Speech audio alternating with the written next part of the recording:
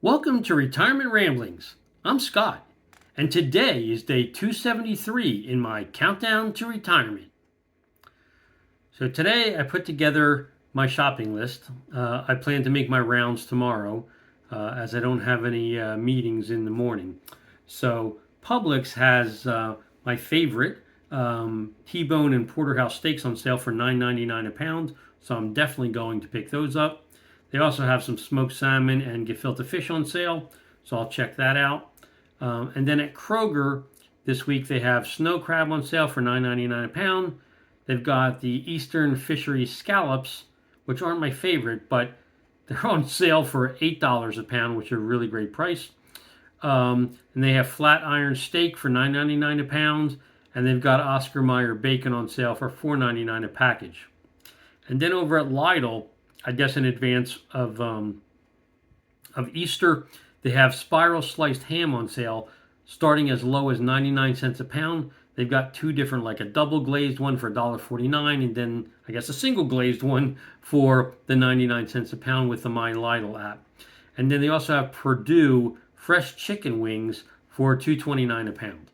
So those are all on my list, among a bunch of other stuff, but with regard to the proteins that are on sale this week that at least catch my attention. That's what's currently being offered. And then, as I had indicated or surmised last night, the markets. I thought the markets were going to open down, and boy, did they ever. So the Dow ended up closing down 3.98%, and that was the best performer of the group. The S&P was down 4.84%. The NASDAQ was down 5.97%. And the Russell brought up the rear at 6.59%. And then all sectors of the market were down with the exception of consumer staples. And my favorite sector, which is energy, was the losing end of all the sectors today. It was down a little over 7.5% at 7.51. So it was like definitely the big loser of the day because of the OPEC announcement in combination with the tariffs. So we'll see what happens there. And then I had my one-on-one with my boss today, and I really didn't learn much. He's going to chat with the newly appointed cloud team manager who's based out of the UK to see how he expects to work with me. Versus how I've worked with the team since its inception, given that I was actually part of our cloud team, and now with the reorg, I'm not. I still report into our CIO, and the cloud team now reports into the CTO and subsequent management team below that. Again, all based in the UK, and I'm based here in Atlanta. So I'll have to wait to see what comes out of that. Then we also got a notice this week that there's going to be the mandatory return to work. And you have to be in 3 days a week, specifically Monday, Wednesday, and Thursday. And so my boss asked me what my plan was relative to that.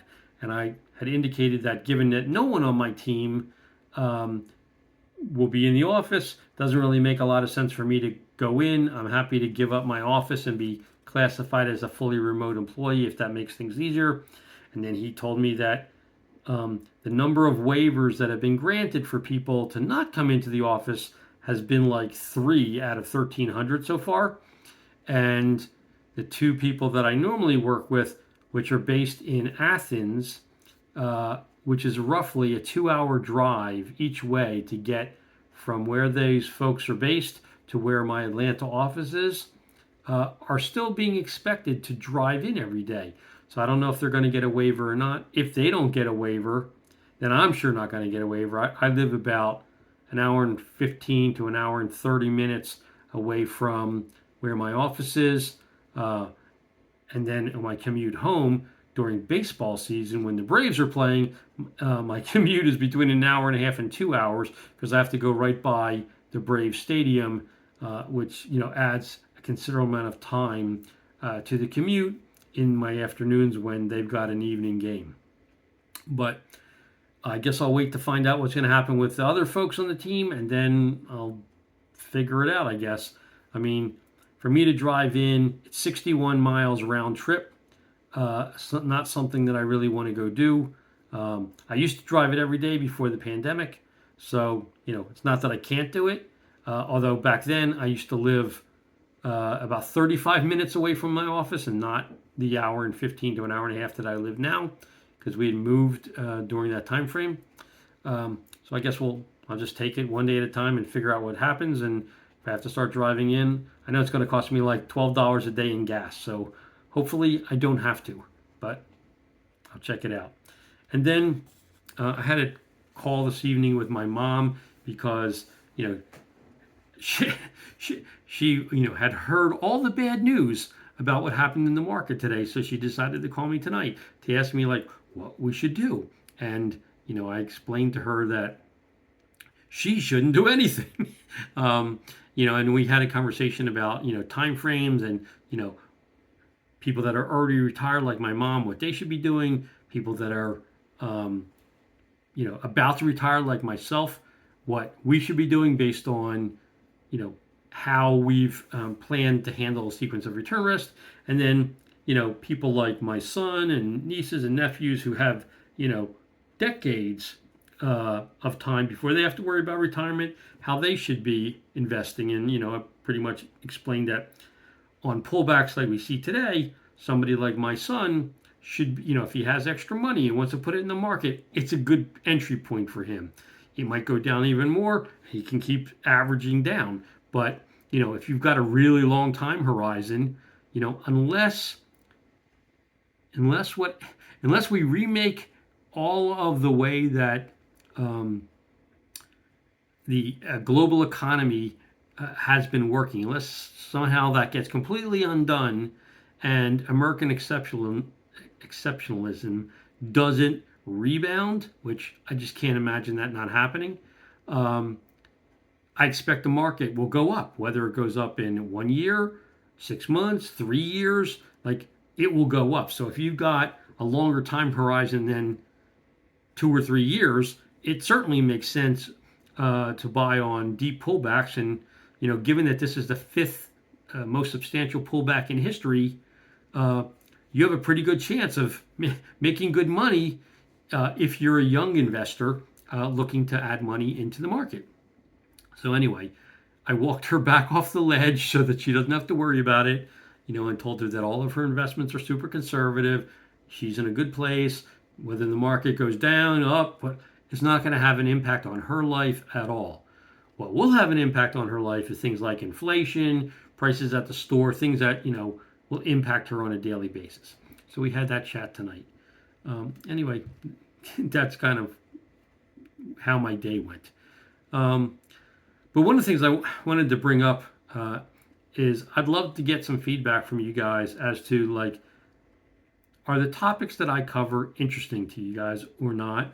I know that my subscriber count has been pretty flat. I don't get a lot of comments.